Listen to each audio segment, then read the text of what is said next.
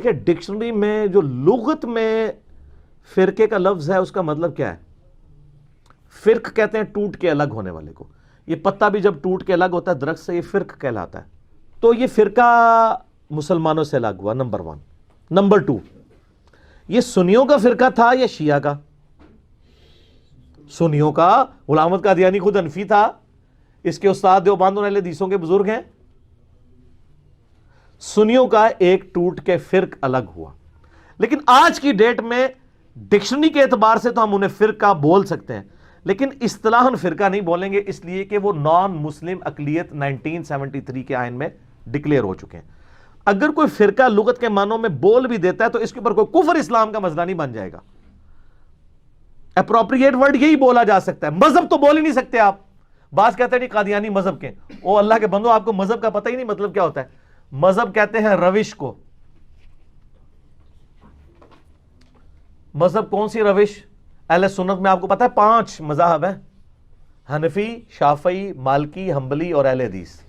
آپ جا کے پوچھ لیں. اسی وہ کہتے ہیں آپ کا مذہب کون سا ہے؟ مذہب حنفی.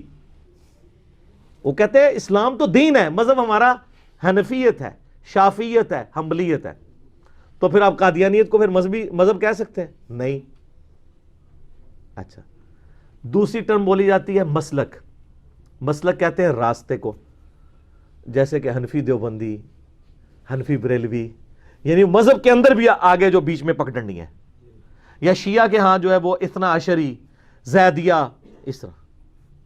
تو یہ بھی نہیں بول سکتے. ایک اور ٹرم ہے فقہ، ٹرو انڈرسٹینڈنگ.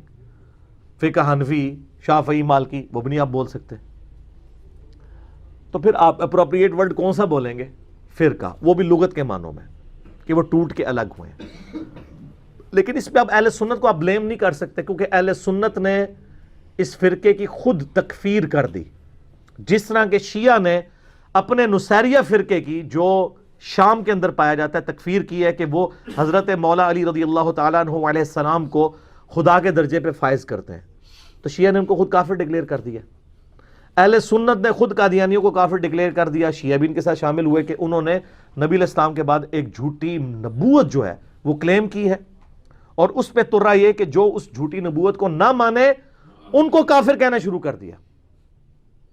میں نے ایک بڑا انٹلیکچوئل جملہ بولا تھا کہ اگر مجھے قادیانی کافر کہنا چھوڑ دیں تو میں ان کو کافر کہنا چھوڑ دوں گا.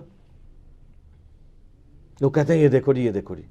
وہ یہ سمجھانے کے لیے تھا، جیسے قرآن میں آتا ہے قل ان کان للرحمن ولد فانا اول العابدین.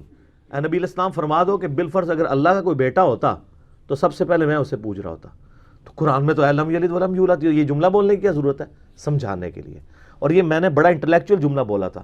وہ کئی قادیانی آتے ہیں ہمارے پاس، وہ کہتے ہیں نہیں علی بھائی ہم آپ کو مسلمان سمجھتے ہیں. میں نے کہا نہ، آپ کے مربی لکھ کے دیں کہ جو غلام احمد قادیانی کو پیغمبر نہ مانے وہ مسلمان ہے. سر سالوں ہو گئے ہیں کوئی بندہ واپس نہیں آتا. وہ نہیں لکھ کے دیتے. کیوں؟ اس لیے کہ اگر وہ یہ لکھ دیں کہ انجینئر محمد علی مرزا صاحب غلام احمد قادیانی کو پیغمبر مانے بغیر بھی مسلمان ہے، تو اس کا مطلب ہے غلام احمد قادیانی پیغمبر نہیں ہے، کیونکہ ایک پیغمبر کا انکار کرنے والا بھی کافر ہے. تو اس لیے وہ کبھی بھی نہیں لکھ کے دے سکتے.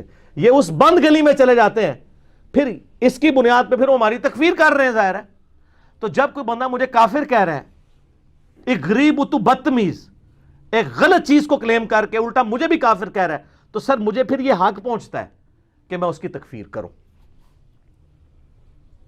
یہ میرا حق ہے، شرعی حق ہے.